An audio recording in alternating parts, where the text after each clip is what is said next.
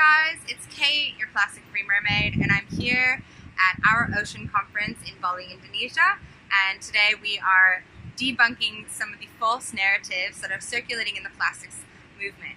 So these are stories and proposed solutions that seem like a good idea, but we're here to kind of like break down why they might not be as good as they sound. So I'm here with Claire. Claire is the Global Communications Associate at GAIA. Awesome. Thanks, Claire. Thanks for chatting with me. Yeah, well, thank you. Happy to talk. Tell us about recycling and why this beautiful thing that we all have been attached to our whole lives and think we're an environmentalist because we're reducing, reusing, and recycling. Why isn't it maybe the best idea? Yeah, well, it's really complicated, and so I mean, unfortunately, you know, as environmentalists, we like to think that when we put our items in the recycling bin, that they're going to be turned into new products, and then that way we're going to avoid extracting more raw materials to make more and more and more stuff that we might not necessarily need. So in theory, it's a great idea. In practice, it hasn't been working so well. And so from a US perspective, which is where I'm based, when we put our, you know, say yogurt cup, or if we put our solo cup in the recycling bin, we see on the bottom that there's a little recycling sign, so we say, okay, great, we can recycle it. But in fact, a lot of these items, until very recently, were being shipped to China. So these were sort of low quality plastics that weren't really that economical to recycle in the United States. And these plastics really weren't very recyclable anywhere.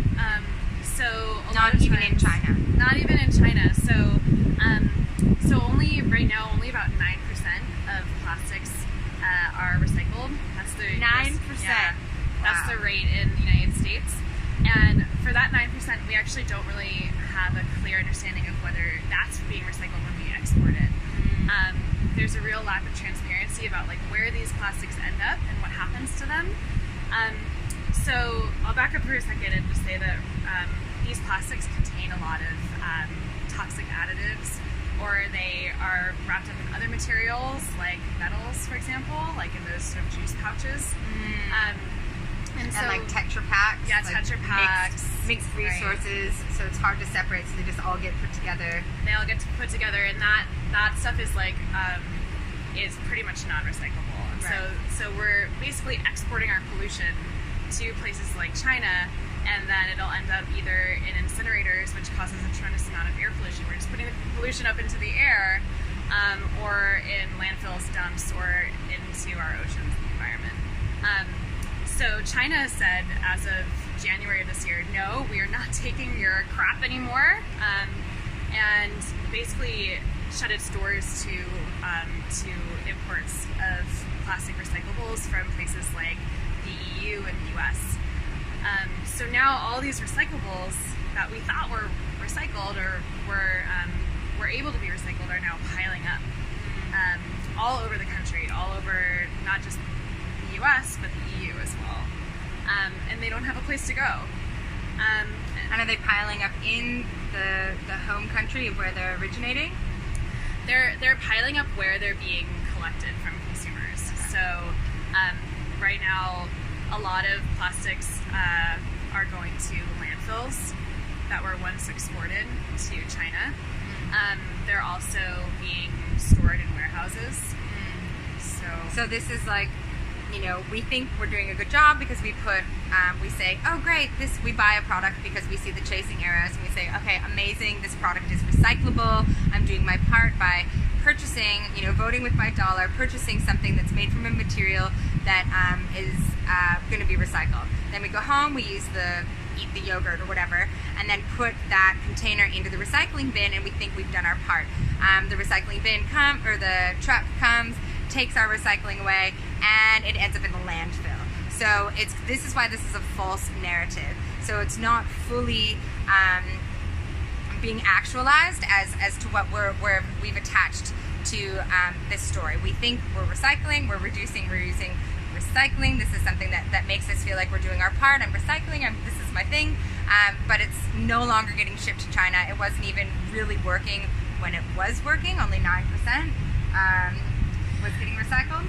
Yeah, and also, I mean, I think it's worth noting that these plastics that we were sending were like the low quality, low grade plastics that the U.S. didn't want to deal with.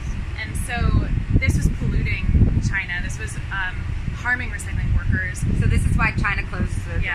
Yeah. So it was a really tremendous social and environmental injustice.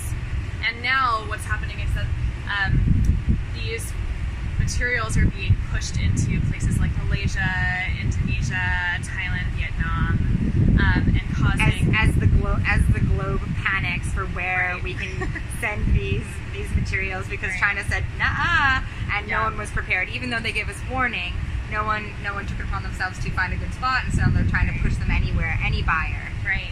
And so what this shows us is that it's really time for us to take a hard look at recycling and its limits, and focus on reducing the amount of plastic we're putting into the world. So what's really upsetting to think about also is that the recycling market can't really compete with the amount of virgin plastics that's being pumped into our markets.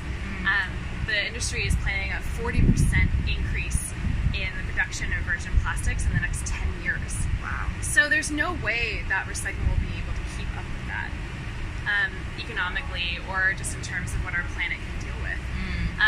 So what about people that might believe in like domestic recycling? So like the US, we've shipped all of our stuff over to China, same as in Australia. What if there were campaigns or investment in domestic recycling? Yeah, I think that as we are transitioning into a world with much less plastic, where we phase out single-use plastic, recycling still has its part. As long as countries are taking responsibility for their own waste and not forcing it onto other countries to deal with. And as long as any continued recycling is safe, is non-toxic, and is actually going to be turned back into the products that it is replacing. So, so it is not, that it continues to circulate. But, you know, again, we want to reduce first and foremost because these plastics can only be recycled for a number of loops before they become unusable. Yeah, can you talk to us a little bit more about that? Because I've taken to starting to refer to recycling more as downcycling, just because so rarely does something return to its original material or return to that original product. Right.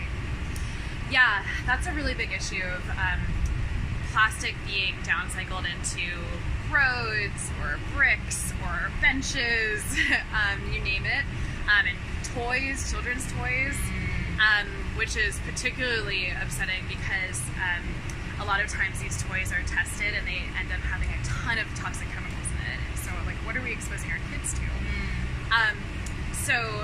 So therefore, we really do need to redesign our plastic to make sure that any continued plastic is clean, that's recycled. Right. Or how actually, do you do that? Well, as somebody who's not a chemist, I can't say how we would do, but essentially, like, you know, we of course want to not produce any more single-use plastic, Right.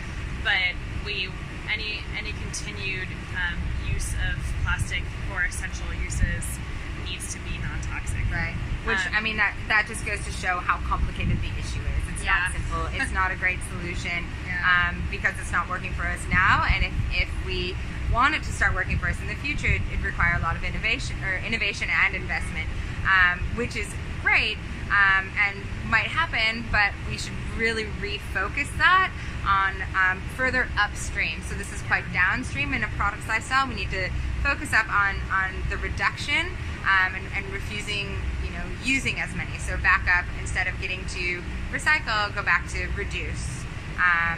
Back reduce, recycle. Just go to the reduce. Yeah. And why are eco bricks or plastic as roads not great ways to recycle plastics? Yeah, well, it depends on what. So plastic roads, for example, to me is particularly egregious because you probably heard about the microplastics issue. So microplastics are a problem with roads as well, because if you think about how much friction is a road takes in a day, every time a tire stops, a car stops on a road, it not only releases tiny microparticles from the tire itself, which is a big contributor to microplastics in our air, in our environment, but imagine if these rubber tires are stopping on plastic roads, and how many, and with the increasing use of vehicles, how many microplastics will be released if we turn our roads into plastic roads.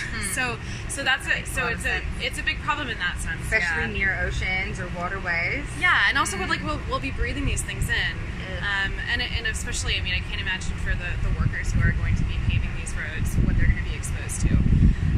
So from a toxics angle, and also there, with climate change causing more and more catastrophic weather events, there are going to be more and more flooding in certain places, and so imagine if these roads were inundated with flood water, right. And then rush back out into our waterways. Wow. So so it's a scary thought, right? And what about eco bricks? Yeah, eco bricks also, it's really, it's a matter of, first of all, there's really lack of transparency about what kinds of toxic materials are in these plastics, because they have a lot of additives in them. So we don't want to be building our homes with plastics that contain toxics. And then the other thing is that, the idea of recycling is that we're offsetting the need for further extraction by replacing the products that are thrown away with recycled material of that same product. So if we're if we're funneling these materials into these static items that are just going to not be funneled back into a circular economy, I know this is really complicated, but then it basically means that we still have to keep replacing the products that have been recycled into other products. We need more pure plastic to be made into these products that we're dependent on. Is that what you mean? Or pure oil? We basically, so for example, if there's one item that we're recycling into a completely different item that's not going to be kept in the rotation, then that means that we need to replace the materials for the item that was turned into another item. Another type of item. Right, okay. Yeah. So, again...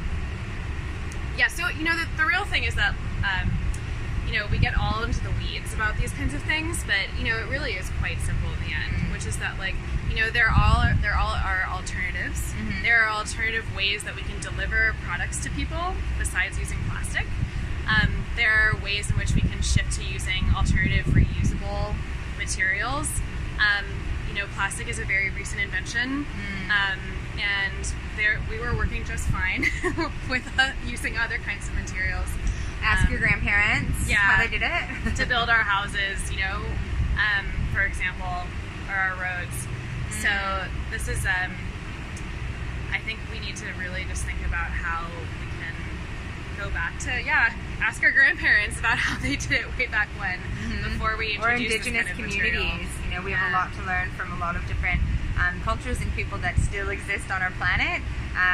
But plastics, we're here, we're at our ocean conference, and we just had our meeting for Breakthrough from Plastics last week, and it's been really great to work with you guys. GAIA, if you guys want to learn more, it's no-burn.org. Yep.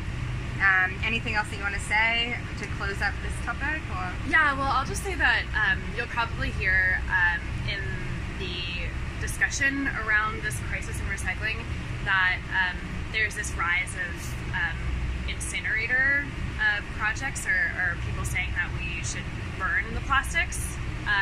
So this is a really harmful thing, and we need to keep in mind that when we burn plastics, plastic is made from fossil fuels. We're essentially burning fossil fuels. It causes really devastating climate emissions, toxic emissions, the same kind of toxics that are contained in the plastic that we were talking about get released into the air, like heavy metals, persistent organic pollutants. And, especially in the United States, a lot of these incinerators are located in overburdened, lower income communities of color. And so it's a really serious environmental injustice. And so we want to, every time we hear this idea of like burning plastic as a way forward, we need to really push back and say, no, that is not the answer. That is distracting from the real solution, which is that we shouldn't be producing these materials in the first place. That's right. Thanks, Claire. Thank you. See you guys, and remember to break free from plastics. You can check that out, breakfreefromplastic.org. See ya!